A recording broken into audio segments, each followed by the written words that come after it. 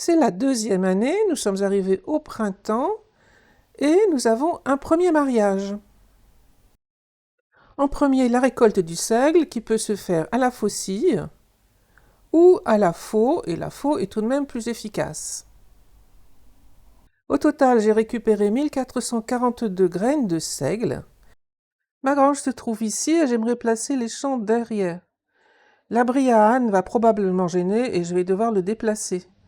Et puis cette route est vraiment mal alignée, donc il faudrait la déplacer aussi. Et voilà ce que ça donne. Donc en rouge, les champs et les vergers. J'ai alterné champs et vergers. Donc ici, un verger près de la route, un champ, verger, etc.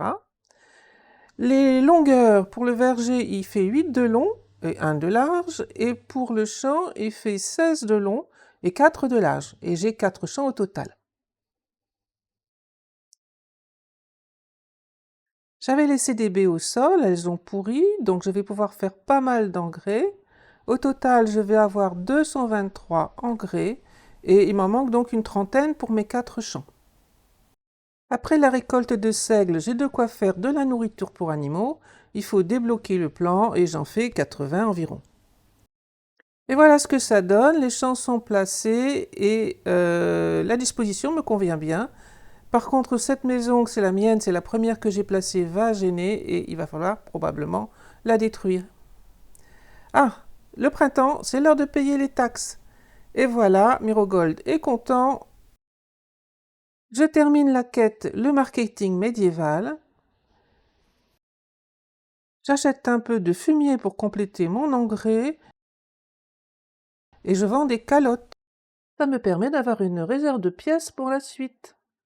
Je vais maintenant débuter la quête Le gardien du serment, les vieilles habitudes ont la vie dure, en discutant avec Derwan. De retour à la ferme, on regarde les semis, donc j'ai un peu de blé à semer. Je vais surtout semer de l'avoine et du lin. Ensuite, l'oignon est nécessaire pour les recettes et le chou peut attendre la saison suivante. J'ai débloqué l'abri à bois 2, ça sera plus efficace pour les rondins et donc c'est le moment de le construire. Je vais avoir besoin de sacs, à la fois pour placer l'engrais et pour faire les semis. Je débloque donc ce plan. Il me reste un peu de fil de lin, je vais faire quelques tissus et à partir de là, je peux faire des sacs. Je peux aussi faire des sacs ordinaires avec juste du cuir, mais c'est beaucoup plus efficace de faire les sacs avec le tissu. J'aurai bientôt besoin d'aide dans les champs et je vais placer ici un abri agricole. Un de mes abris d'excavation récolte du calcaire et c'est important d'isoler les maisons, on consomme beaucoup moins de bois de chauffage.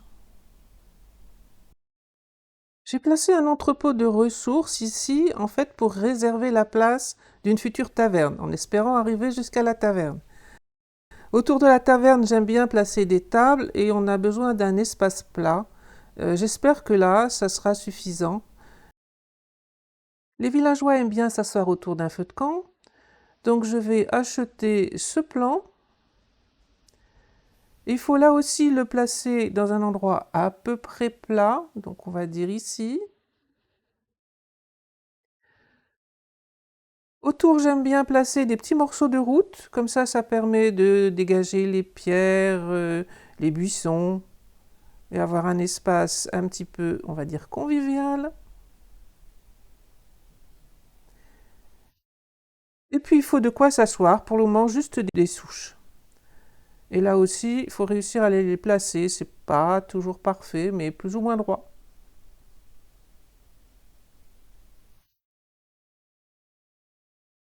La quête, pas de panique, je suis de retour au panier.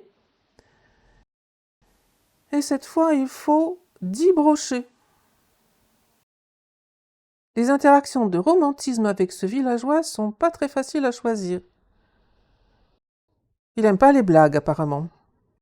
Voilà une villageoise avec les compétences extraction et ferme. Je la recrute. J'ai une nouvelle quête à Clonica et elle s'appelle La vie d'un PNJ. Voilà ma première quête de chef du village. Je suis à Skokie et c'est Gilbert qui est actuellement chef de ce village.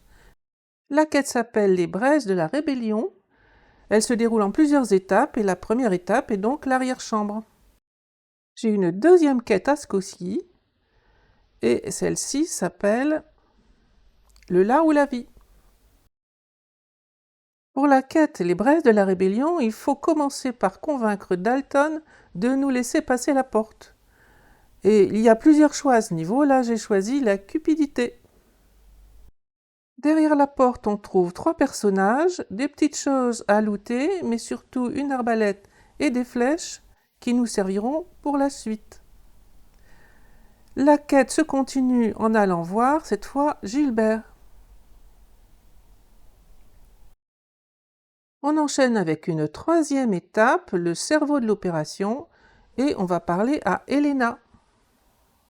Elle nous envoie à Piastovia, à la taverne, pour aller discuter avec Oetker. Au passage, je recrute un villageois qui a des compétences en extraction et ferme. Pour la quête La vie d'un PNJ, je vais tenter d'acheter une roue pour voir si ça suffit.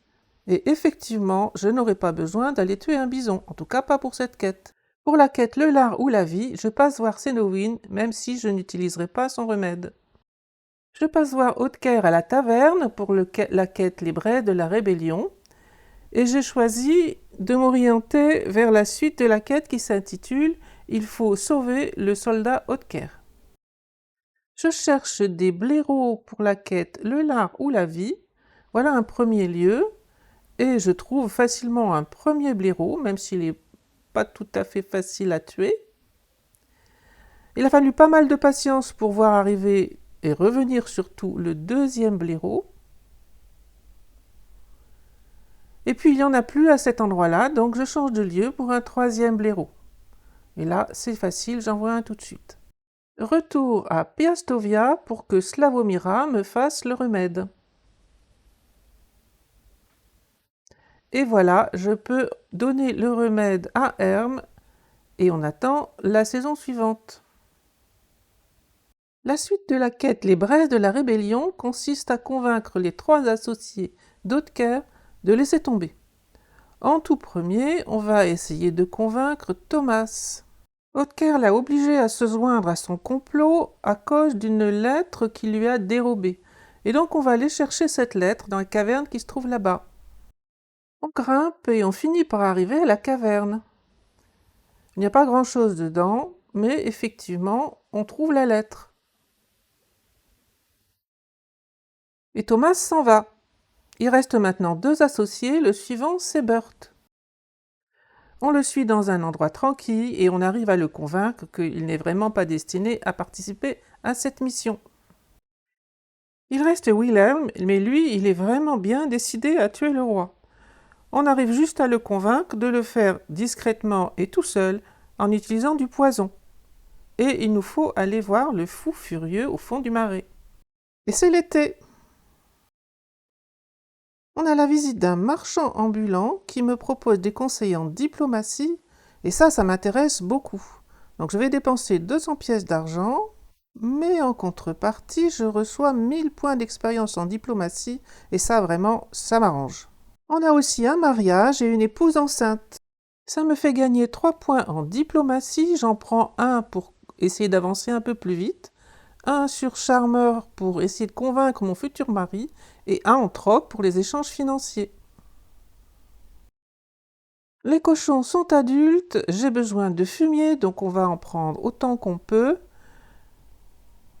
Et pour ça, il faut affecter un ouvrier à la porcherie. Le deuxième ouvrier qui a des compétences en agriculture va venir m'aider au travail des champs en allant dans l'abri agricole. Et j'ai 2 champs de lin à récolter. Ça me permet d'obtenir 641 graines de lin et 1282 tiges de lin. Il va me falloir de l'engrais, j'ai laissé pourrir des choux dont je n'avais pas vraiment besoin, ça va me faire un peu d'engrais ici, et puis les ânes et les cochons me laissent un peu de fumier à ramasser.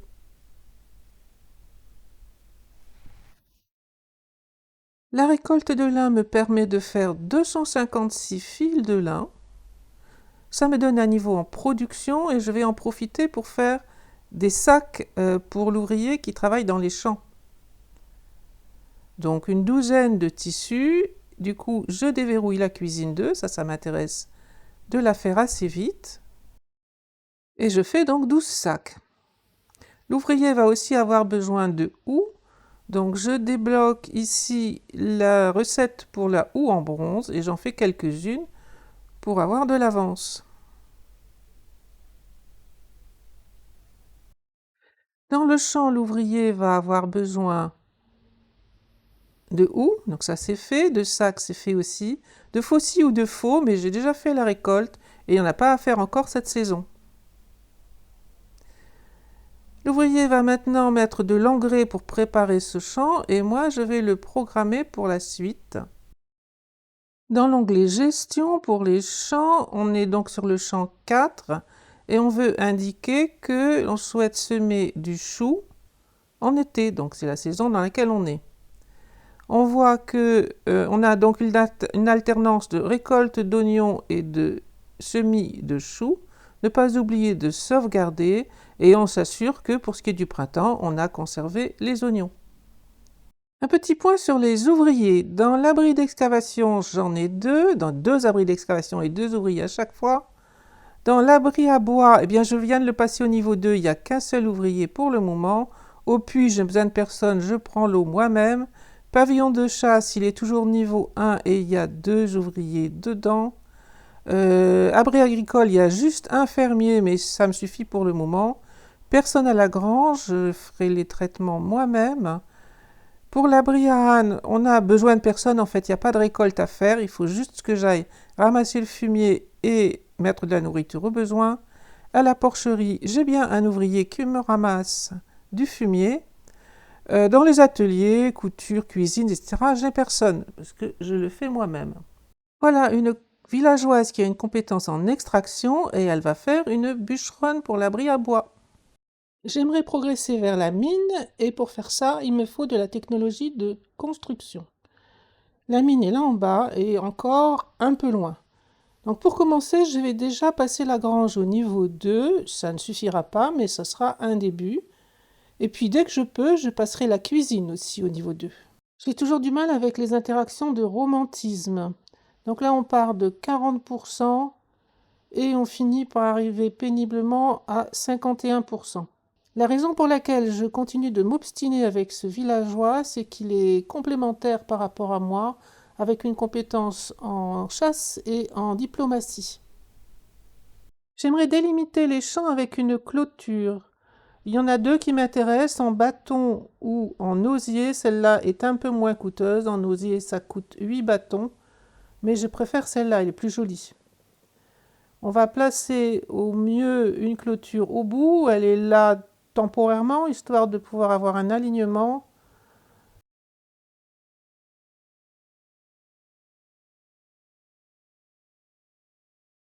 Ça me paraît pas mal comme ça. Et donc on va utiliser cette clôture pour essayer d'aligner les bâtiments pour l'élevage. Donc là c'est un poulailler qui devrait pouvoir se placer comme ça. J'ai fait la cuisine 2 et maintenant on va pouvoir faire du pain. Donc pour ce qui est de la cuisine ici, on dispose de plusieurs recettes de pain. Ce qui m'intéresse c'est le pain de seigle parce qu'on a beaucoup de graines de seigle. La farine se fait dans la grange, dans le broyeur. Il faut débloquer le plan. Et je fais suffisamment de farine pour faire 50 pains de seigle. On peut terminer la quête La vie d'un PNJ en allant parler à Falislo, sauf que en fait il a oublié. Mais c'est pas grave, j'ai quand même ma récompense. Je viens voir le fou du marais pour récupérer le poison dans le cadre de la quête Les braises de la rébellion. Et voilà, on peut continuer. La quête Pas de panique est enfin terminée. Ça y est, j'ai ma récompense. J'aurais gagné 500 pièces, mais j'en ai dépensé beaucoup plus que ça. La quête Le lard ou la vie est elle aussi terminée, et là on peut choisir sa récompense. En l'occurrence, je vais avoir une barre de savon dur. Pour la quête Les braises de la rébellion, je viens maintenant livrer le poison à Wilhelm. Au passage, j'ai déverrouillé l'écurie et il faut maintenant aller parler à Hautecare. J'ai une nouvelle quête à Piastovia. Elle s'appelle un cœur de pierre. Peu de choses à faire en fait pour cette quête puisqu'il faut simplement apporter 30 pierres à Bozidar. Revoilà Lubos pour la quête Le gardien du serment et il a encore fait des bêtises. Donc il faut aller visiter différents lieux et trouver le mari de Boguslawa qui s'est fait blesser dans un combat. Le marchand Marcus Lowe n'a aucun regret et regrette simplement de ne pas l'avoir tué. Et quant à Lubos, il est toujours identique à lui-même. Derwan, quant à lui, ne prend pas les choses suffisamment au sérieux. Par contre, il me confie une nouvelle mission, d'escorter Lubos pour la suite. Pour la quête Les braises de la rébellion, on retourne voir Oetker à la taverne et on lui explique que ses compagnons ont abandonné. Il nous emmène chez son père et après une longue discussion, ils finissent par se réconcilier. C'est la fin du 3e jour de l'été et j'ai le choix de continuer la saison ou bien de dormir jusqu'à la prochaine saison. Je dois dire que je trouve ça très confortable d'avoir ce choix et en l'occurrence, je vais prendre une journée de plus pour travailler dans la ferme. Je profite de cette journée supplémentaire pour placer l'écurie et pour déplacer l'abri pour âne. J'ai débloqué le pavillon de chasse 2, je l'améliore donc, et il ne faut pas oublier de remettre les ouvriers dedans. La programmation, elle n'a pas changé. Nouvelle opération de séduction, on commence à 53% cette fois, et on finit par arriver à 79%. J'ai progressé. Avec une partie de la récolte de lin, j'ai fabriqué 40 calottes. J'en vends quelques-unes, il m'en reste une vingtaine. Et ça me permet de récupérer plus de 7400 pièces. Je vais en profiter pour acheter une pouliche, 3290 pièces, et un poulain pour la même somme. Les adultes, eux, sont plus chers. 4060 pièces pour la jument et 3780 pour les talons. Je termine cette saison en passant un petit moment avec mes villageois autour du feu. C'est l'automne et le héros est arrivé. L'ouvrier ramasse les choux, moi j'ai fait une récolte de blé et d'avoine. J'ai récolté pas mal de graines de seigle et je vais programmer la gestion des champs. Donc dans un premier temps, celui-là c'est le potager, on lui met un nom par conséquent. Celui du dessus, ça va être avoine et seigle.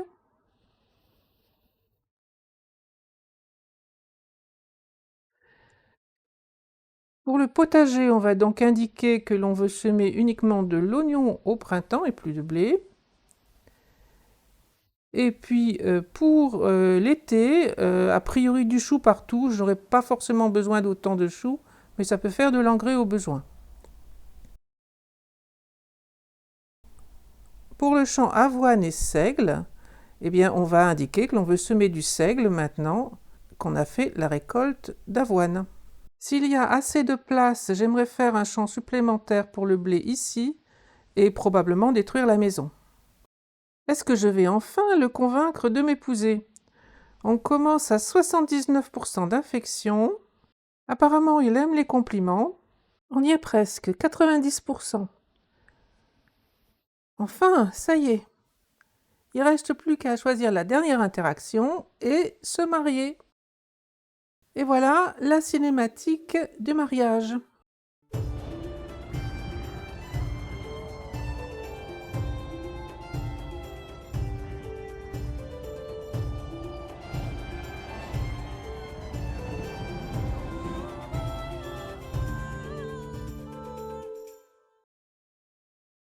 Je rajoute une petite maison en pierre dans laquelle je vais faire emménager mon mari et donc moi aussi.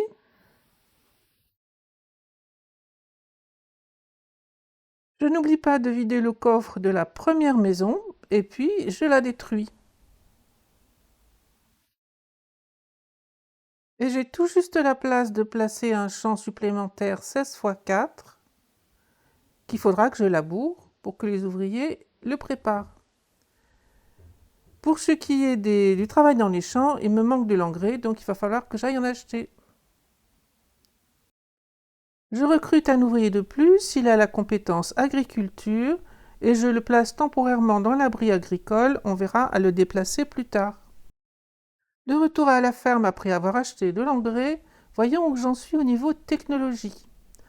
Alors j'approche de la mine, il manque encore un petit peu, mais ça approche bien. Pour le pavillon de chasse 2, je viens de le faire, et il n'y a rien qui m'intéresse vraiment un peu en dessous. Pour ce qui est de la technologie agricole, on est très très près de la bergerie, qui devrait arriver bientôt. Et pour la technologie de production, on a débloqué l'étal de marché, mais ça n'est pas vraiment urgent de le fabriquer. Pour ce qui est des quêtes, on en a terminé plusieurs. Il me reste à finir les braises de la rébellion, pour lesquelles il faut juste aller parler à Gilbert. Arrivé à Skokie, je discute avec Gilbert, qui m'apprend qu'il n'est plus chef du village, mais qu'il a laissé la place à son fils Hautker. Cette quête est terminée, je reçois 30 lingots de fer, 750 points de réputation dynastique et 1200 pièces d'argent. Cette première quête des chefs me permet d'avancer dans l'histoire principale. La quête Rester vigilant est terminée et on enchaîne avec la quête Faire preuve de patience. C'est à Skokie qu'on achète les poules, une poussine pour commencer, puis un poussin, et finalement une deuxième poussine. J'ai une nouvelle quête à Skokie. Bogdana me demande d'aller chasser un ogre de ses toilettes. La quête s'appelle Il y a un ogre dans mes toilettes, et évidemment, ça n'est pas un ogre, mais quelqu'un qui a des petits problèmes de digestion. Et il va falloir que je fabrique ou que j'achète un antidote instantané. De retour au village, je vais placer la bergerie. J'essaye d'aligner les choses du mieux possible et à la limite du champ. J'ai 2 quêtes à Clonica et ça c'est une très bonne nouvelle. Ça veut dire que je vais avoir la deuxième quête des chefs et une quête à Ostoya. La première quête à Clonica est celle de Sebor. Il veut en fait que j'aille faire aiguiser son couteau.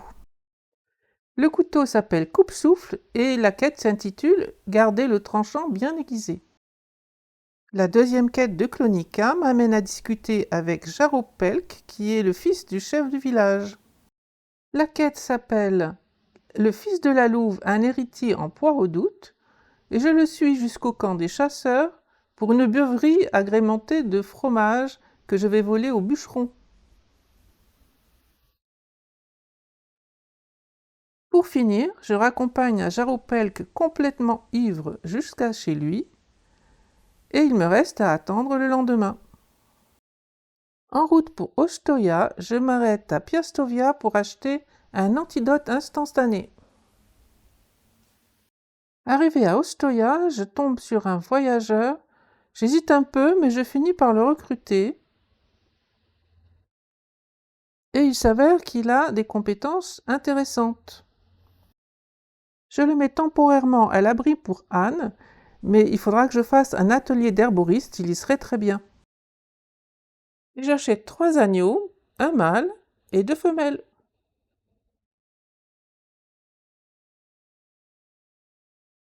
J'en profite aussi pour acheter du fumier, en bonne quantité. Et voilà la nouvelle quête d'Ostoya. Il y est question de pommes qui disparaissent. La quête s'intitule Il y a de mauvais fruits dans tous les vergers. Il faut mettre 20 pommes dans le panier, il faut donc les avoir cultivées ou bien les acheter. Et on découvre qui est le voleur. La quête est terminée, on a gagné 25 points de réputation dynastique et 12 plants de pommier. Je suis de retour à Skokie pour faire aiguiser le couteau.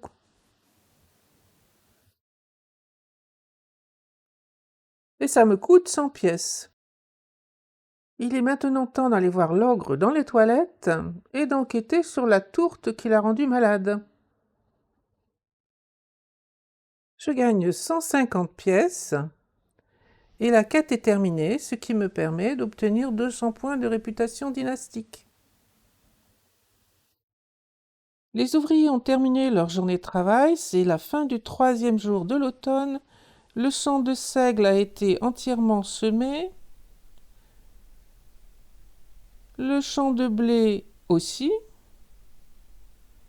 Ils n'ont pas terminé de préparer ce champ, il manque de l'engrais en fait, mais de toute manière, ce champ n'est pas utilisé pour cette saison. Je construis l'atelier de l'herboriste en survie.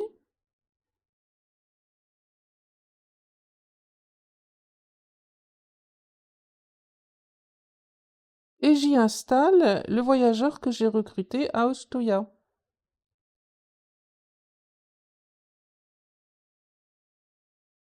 Il est 5 en compétences de survie, donc il sera très bien. La programmation de cet atelier s'est beaucoup améliorée avec les dernières versions du jeu. On peut maintenant sélectionner les champignons, fleurs, etc. qu'on veut récolter saison par saison. Et donc je vais programmer ce qui m'intéresse pour le moment, c'est-à-dire l'automne.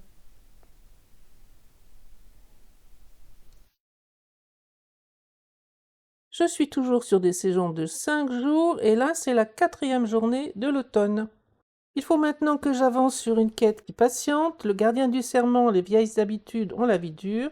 Et pour faire ça, il va falloir que j'aille parler à Lubos. Mais je sais ce qui m'attend, je sais qu'il va y avoir de la bagarre. Donc j'ai préparé un arc, des flèches et des épieux en fer que j'ai lootés et qui font quand même pas mal de dégâts. Donc j'espère que ça me sera utile. Voilà Lubos, Derwan m'a demandé de l'escorter pour aller chercher des marchandises. Je vais donc le suivre jusqu'au lieu de rendez-vous.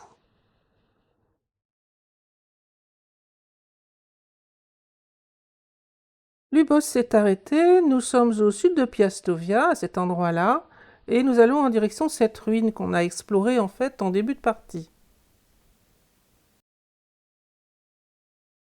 Et là, Lubos prend prétexte d'un mal de tête pour me laisser seul face au reste de la quête, récupérer les fournitures du lieu de rencontre. Une sauvegarde rapide pourrait s'avérer fort utile si jamais j'ai des gros problèmes. Et je m'approche avec précaution de cette ruine qui normalement abrite, je pense, 4 brigands. Est-ce qu'ils sont là?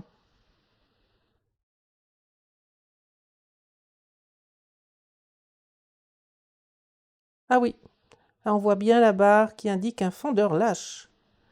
Alors, est-ce que mes épieux vont être performants? Ah oui, ça marche bien. Bon, donc ça en fait 2. Normalement, il y a encore 2 archers. Alors, j'ai pris un arc, je vais essayer de les voir à distance et de les tuer. Mais ça ne se déroule pas tout à fait comme je le souhaiterais. On les voit vraiment pas. En tout cas, moi, j'ai pas réussi à les distinguer. On voit quelque chose qui bouge.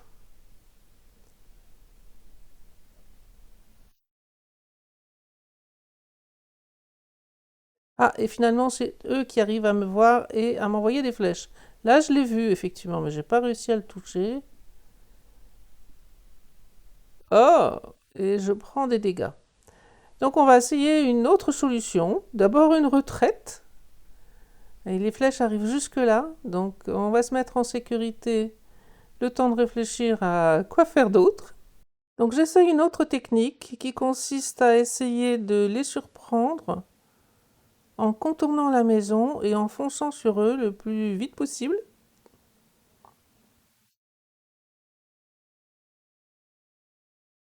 Ils sont là. Et oui, vraiment, les épieux, ça marche bien.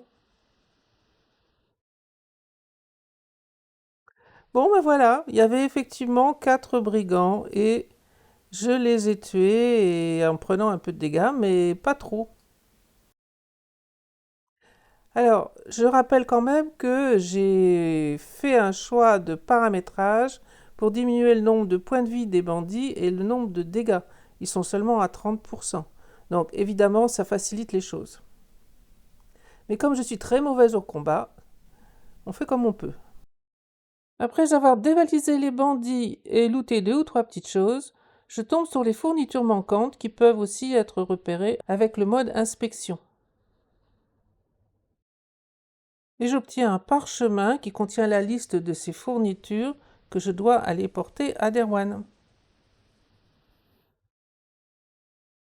L'intendant est évidemment très mécontent et après un échange, il m'envoie avertir le forgeron que les marchandises n'arriveront pas. Le forgeron, de son côté, trouve étrange que des marchandises similaires à celles qu'il avait commandées se soient retrouvées au marché.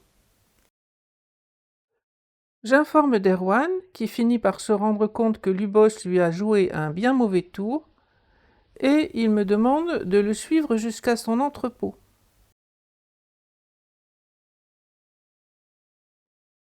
Derwan accuse Lubos, qui se défend avec des arguments assez peu convaincants, et Derwan finit par lui avouer la promesse faite à son père.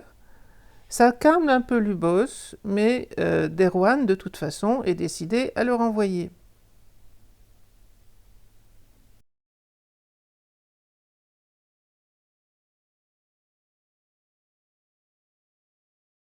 Je discute avec Lubos qui, au final, souhaiterait une recommandation de Derwan pour se faire embaucher par les seigneurs dans leur armée.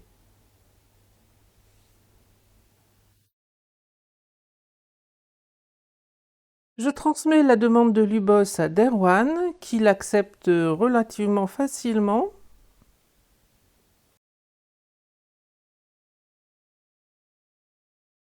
Tout en espérant que les seigneurs ne leur en vendront pas trop si Lubos se comporte mal. Et voilà, la quête est terminée, elle me rapporte 1250 points de réputation dynastique. Je suis maintenant à Clonica pour terminer la quête sur le couteau à aiguiser, et Sébor se comporte de manière vraiment désagréable, du coup je garde son couteau. Il me reste maintenant la quête Le Fils de la Louve sur les traces de son père, et on va aller chercher Jaropelk, qui apparemment ne souhaite pas me parler. Donc, on va voir cela va. Et je me fais passer un savon, pour avoir fait boire son fils, pour l'avoir ridiculisé, et pour lui avoir rappelé son père. Je retourne voir Jaropelk, qui cette fois est bien réveillé, et qui se plaint d'avoir mal à la tête. Et on le suit jusqu'à un campement où on apprend qu'il y a passé beaucoup de temps avec son père et que ses parents ont eu beaucoup de mal à avoir un enfant qu'ils ont attendu pendant de nombreuses années avant de l'avoir. On le suit ensuite jusqu'à un autre lieu où il nous apprend qu'il y a des bandits et qu'il va falloir s'en débarrasser avant de pouvoir explorer les lieux. Arc et lance pour moi, et après avoir tué les 4 bandits qui sont là, on va pouvoir aller chercher ce qu'il y a d'intéressant dans ces 2 cabanes. Donc looter pas mal de choses, il y a des choses intéressantes, des flèches, des pièces, etc. Et on finit par trouver une hache en fer qui est cachée tout là-haut. Donc il faut ramasser les planches pour faire tomber la hache qui se retrouve quelque part au sol, ici plus précisément. Une fois qu'on a récupéré la hache, on va la donner à Jaropelk, qui nous explique qu'elle porte une marque qui est reconnaissable et que normalement, ce sont des outils qu'on ne laisse pas traîner. Il nous conduit ensuite au dernier endroit qu'il a visité avec son père. C'est une grotte et il nous faut maintenant l'explorer. Prenez quelques torches avec vous, je mettrai dans la description un pointeur sur une vidéo qui décrit l'exploration de cette grotte. Quand on ressort, on tombe sur deux contrebandiers qui discutent entre eux et sont plutôt satisfaits qu'on les ait débarrassés des loups. Ils nous donnent un objet qui va nous servir pour la suite. Ils indiquent avoir trouvé cet objet dans un tas de pierres. On retourne voir Jaropelk qui s'intéresse à l'objet en question et qui est une épingle, et il reconnaît cette épingle comme étant le symbole des chefs de son village, qui devait donc être porté par son père. On va donc s'intéresser au tas de pierres mentionné par le contrebandier avec un mauvais pressentiment. Le tas de pierres est juste à côté, on le fouille et on tombe sur des ossements et quelques vieux tissus. Jaropelk comprend qu'il s'agit probablement de l'endroit où son père a été enterré, car il reconnaît sa cape, mais le fait qu'il le père ait été enterré semble prouver qu'il a été vraisemblablement tué par des humains et non pas par des animaux. Et il nous demande de porter la hache à Nidan, qui devrait savoir à qui elle appartient, ou plutôt appartenait. Désolé, il fait nuit et j'aurais dû allumer une torche, mais voilà Nidan qui se montre de mauvaise humeur dans un premier temps, et on lui demande ce qu'il sait sur cette hache. Il finit par reconnaître que la hache est la sienne, ne sait pas expliquer comment elle a pu se retrouver là-bas, que peut-être elle lui a été volée, mais il s'énerve, menace de me tuer, et on est obligé de le laisser réfléchir pour le reste de la nuit. On doit donc revenir le lendemain après-midi. Et le lendemain, c'est l'hiver. Et il fait froid. Mais j'ai débloqué une nouvelle quête. La quête s'appelle Faire preuve de patience. En fait, elle va me permettre d'avancer dans l'histoire principale. Et dans un premier temps, il va falloir aller discuter avec Cédowin. Au niveau des technologies, j'ai débloqué la mine. Ça m'intéresse évidemment beaucoup et je vais aller la construire. J'ai déjà placé un entrepôt à la côté de l'entrée de la mine. Il suffit donc de la construire. J'ai préparé quelques planches et donc je vais avoir tous les matériaux nécessaires à partir de l'entrepôt. Je récupère deux ouvriers qui étaient dans un abri d'excavation et seront beaucoup plus utiles à la mine. Et puis, il faut définir les travaux qu'ils ont à faire. Donc, on va avoir besoin de cuivre d'étain et dans un deuxième temps de fer. Donc, cuivre et étain pour commencer et on répartit sur les deux. J'ai aussi un fermier que j'avais placé là en attendant et qui sera plus utile à la mine. Et ça me permet de récupérer 21 minerais de cuivre et d'étain. Au niveau des nouvelles quêtes, j'en ai 3, une à Clonica, Piastovia et Ostoia. Il est encore trop tôt pour retourner à Clonica parce qu'il n'est pas encore 9 heures. Donc on va d'abord aller à Ostoia et ensuite on retournera à Clonica. Arrivé à Ostoia, je trouve un ouvrier qui a beaucoup de points de compétence, il m'intéresse donc beaucoup. Je le recrute. J'ai une maison qui est libre. On pourra d'ailleurs essayer de trouver une femme pour compléter la maison ensuite. Et on va le mettre à la mine. Il va donc nous permettre d'avoir encore un peu plus de minerais. Et voilà la nouvelle quête. C'est le pêcheur qui est apparemment très énervé. Sa femme est devenue folle et elle veut absolument adopter un nouvel enfant. La quête s'appelle Un garçon curieux. Il faut aller voir deux mamans potentielles. Voilà la première qui n'est pas très convaincante.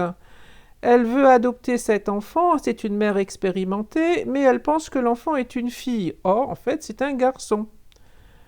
Donc ce serait bien qu'elle voie un petit peu l'enfant en question. La deuxième maman potentielle est la femme du pêcheur. Elle n'est pas franchement plus convaincante parce qu'en fait, elle cherche surtout un faire-valoir et à se promener avec un enfant beau comme un dieu. Au moins, elle sait que c'est un garçon. Et voilà Jeannette, l'enfant en question, que personne n'a pensé à nourrir et qui réclame donc un petit peu de nourriture. Arrivé à Piastovia, je cherche le marchand. Je vais lui vendre quelques objets que j'ai lootés et puis acheter la nourriture dont j'ai besoin. Donc de la viande séchée et du pain roulé de blé. La gourde, j'en ai une, donc j'irai la chercher. Et puis pour la suite, je vais avancer sur la quête, la nouvelle quête, qui s'appelle donc faire preuve de patience, et pour laquelle il faut aller voir Cédowin. Alors c'est pas très compliqué, il est en général pas loin.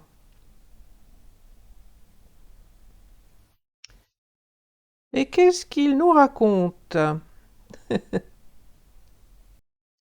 Le Castellan Mirogod a quitté son poste. Sa femme réclame une potion, une concoction puissante qui a un effet calmant. Cette concoction est probablement trop forte pour elle, mais elle insiste.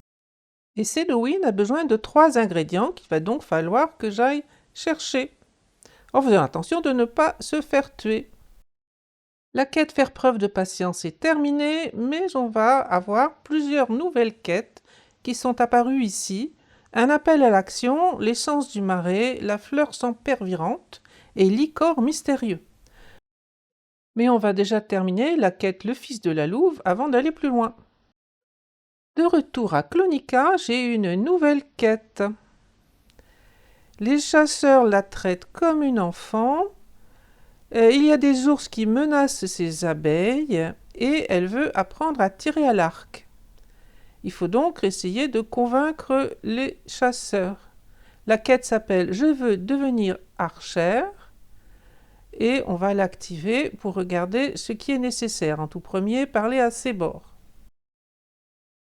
Sébor refuse de lui apprendre à tirer à l'arc parce qu'il craint qu'elle aille chasser l'ours, ce qui serait effectivement dangereux.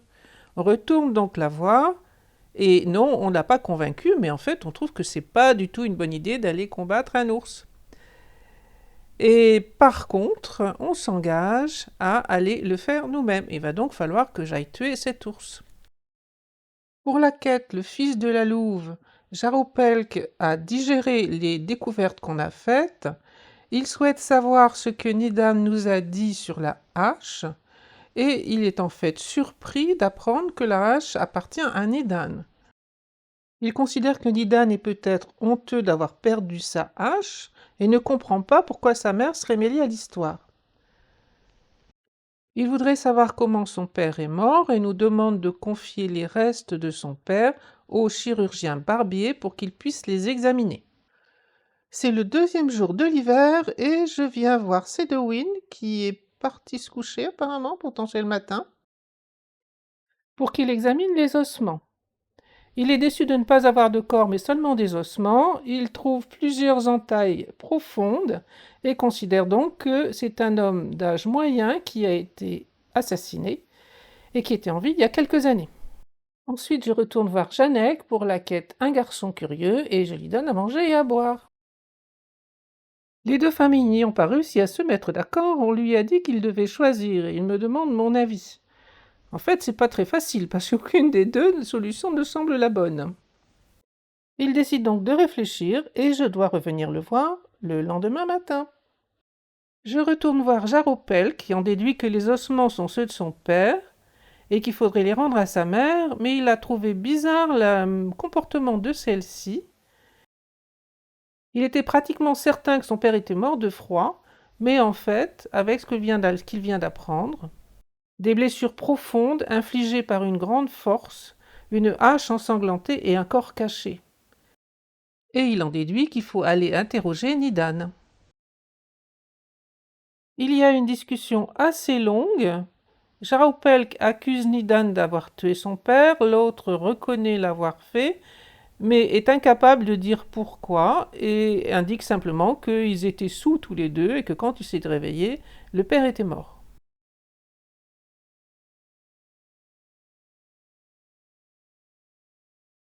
Jaropelk va parler à sa mère, mais il me demande d'aller voir l'ex-femme de Nidan. Et voilà l'ex-femme de Nidan. C'est assez long, alors je vais abréger. Globalement, elle était très mécontente de son mari à l'époque où il faisait ses petites affaires avec le chef du village, et ils étaient tous les 2 constamment saoul. Un jour, son mari a cessé de boire brutalement. Mais c'est devenu pire parce qu'il l'a frappé. et elle est donc très satisfaite de l'avoir quitté. Après un petit intermède pendant lequel elle me demande d'aller chercher de l'eau à la rivière, me voilà de retour pour écouter la suite. Elle se souvient d'avoir reçu la visite de Vojmir, le chef du village, qui souhaitait avoir un nouvel héritier et demandait une nouvelle infusion pour la fertilité. Le problème, c'est qu'une telle infusion n'existe pas et qu'en tout cas, elle n'en a jamais donné à sa femme Slava.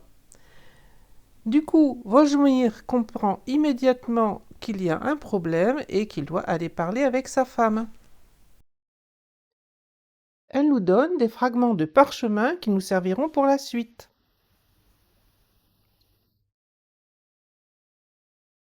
Après un intermède avec le braconnier, on trouve Slava qui est sorti du village. En bref, ce n'était pas Slava qui n'était pas fertile, mais le chef du village, Vojmir, qui ne pouvait pas avoir d'enfant. Elle a eu une aventure avec Nidan, et c'est donc Nidan qui est le père de Jaroupelk. Après avoir compris que Jaroupelk n'était pas son fils, Vojmir s'est jeté sur sa femme, puis a couru dans les bois. Il était furieux, évidemment. Slava a averti Nidan qui est allé rejoindre Vojmir, et aucun des deux hommes n'est revenu. Elle est partie les chercher et les a trouvés ivres tous les deux. Vojmir s'apprêtait à frapper Nidan. Elle s'est interposée entre les deux hommes. Elle s'est ensuite enfuie, certaine que seul l'un des deux hommes survivrait. Nidan est revenu le lendemain, à moitié mort intérieurement, et elle a pris la direction du village. Elle n'a pas de regrets, mais demande que son fils ne la voie pas comme un monstre. Je retourne voir Jaropelk et je lui annonce que sa mère ainsi que Nidan étaient impliqués dans la mort de Vojmir. C'est en fait Nidan son vrai père et pas Vojmir. Jaropelk décide qu'il est temps de nettoyer ce gâchis et de prendre la direction du village, puisque sa mère l'y a préparé et qu'il sera adulte à la saison suivante.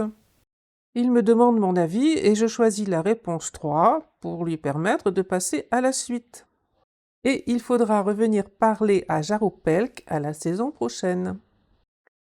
C'est le 3e jour de l'hiver et on va avancer dans la quête Un appel à l'action. Il faut donc aller chercher une essence du marais, des fleurs sempervirantes et un icor mystérieux. Au niveau de la carte, l'essence du marais se trouve dans le marais. La fleur sempervirante se trouve, elle, loin dans le nord. On pourra passer du marais à cette destination-là assez facilement en suivant la rivière. Et l'icor mystérieux, lui, se trouve complètement à droite, là. Je vais donc faire le trajet dans cet ordre-là. Dans le marais, le pointeur m'amène à cet étrange chaudron. Il ne semble pas avoir été utilisé pour cuisiner, on voit des traces de boue séchée et des vieilles fioles aux alentours dans la cabane vont nous permettre de récupérer l'échantillon.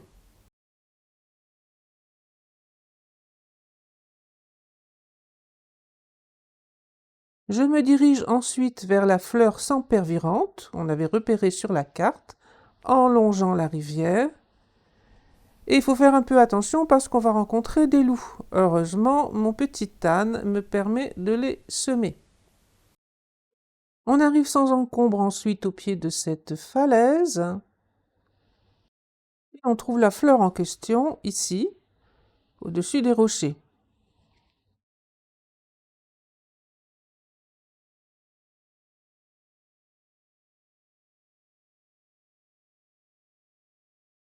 Pour la 3e étape, l'icor mystérieux, je vais longer la rivière et redescendre ensuite au sud pour trouver donc cet 3e objet. Je suis maintenant à un peu plus de 300 mètres du lieu que je cherche et je vais tomber sur des loups. Donc attention, ici aux alentours, il peut y avoir des animaux dangereux.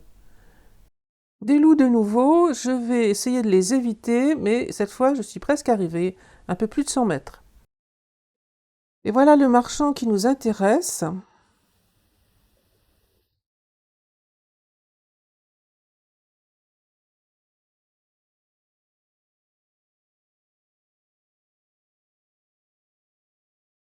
Et donc, je lui explique que je suis à la recherche d'un homme qui fournit des ingrédients rares à Cédowin.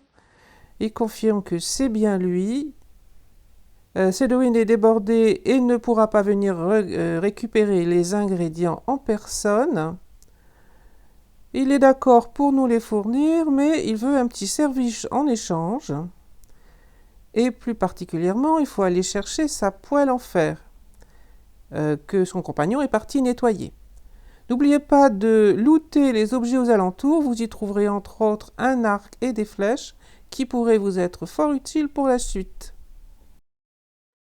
En suivant le pointeur, on arrive en haut de cette falaise, il y a 3 bandits là-bas devant qui ont des arcs eux aussi et visiblement peuvent me toucher à distance. Je vais donc essayer de rester hors de portée. J'ai pris un arc long et des flèches en cuivre que j'ai lootées. Et je crois que j'ai eu un peu de chance là pour réussir à tuer ces bandits aussi facilement. J'ai fait de mon mieux, mais c'était un peu inespéré.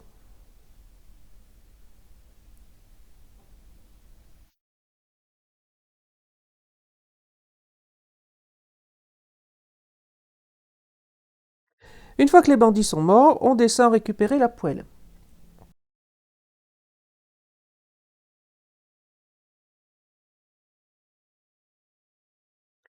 Et on retourne voir Kantar qui accepte de nous donner l'ingrédient spécial de Cédowin sans même nous faire payer.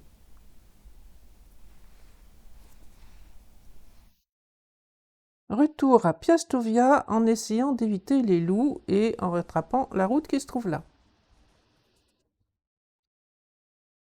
Et on donne les 3 ingrédients à Cédowin pour sa potion. Sauf qu'en fait, ça n'est pas sa potion, il ne sait même pas qui l'a créée.